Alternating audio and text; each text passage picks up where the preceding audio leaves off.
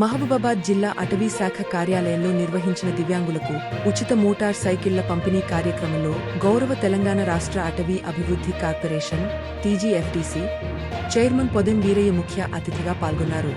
ఈ సందర్భంగా పొదెం వీరయ్య మాట్లాడుతూ తెలంగాణ రాష్ట్ర అటవీ అభివృద్ధి కార్పొరేషన్ సామాజిక బాధ్యత సిఎస్ఆర్ నిధుల వినియోగంలో భాగంగా దివ్యాంగుల జీవనోపాధి, స్వయం ఆధారిత జీవనానికి తోడ్పడే ఉద్దేశ్యంతో ప్రత్యేకంగా రూపొందించిన మోటార్ సైకిళ్లను పంపిణీ చేస్తున్నట్లు తెలిపారు.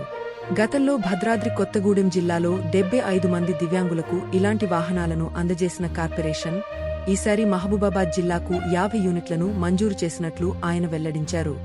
జిల్లా కలెక్టర్ సిఫార్సుల మేరకు ఎంపికైన అర్హులైన లబ్ధిదారులకు ఈ వాహనాలను పంపిణీ చేయడం జరిగిందని పేర్కొన్నారు.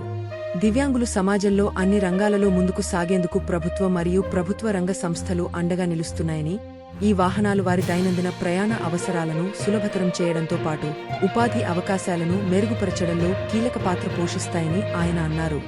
ఈ కార్యక్రమంలో కార్పొరేషన్ సిజిఎం వెంకటేశ్వర్ రెడ్డి, జిల్లా అటవీ అధికారి, కార్పొరేషన్ జిఎం స్కైలాబ్, జిల్లా అధికారులు, అటవీ శాఖ మరియు కార్పొరేషన్ అధికారులు, ప్రజాప్రతినిధులు, లబ్ధిదారులు మరియు ఇతర ప్రముఖులు పాల్గొన్నారు. కార్యక్రమం అనంతరం లబ్ధిదారులు తమకు అందించిన సహాయానికి తెలంగాణ రాష్ట్ర అటవీ అభివృద్ధి కార్పొరేషన్కు మరియు చైర్మన్ పొదెం వీరయ్యకు కృతజ్ఞతలు తెలిపారు.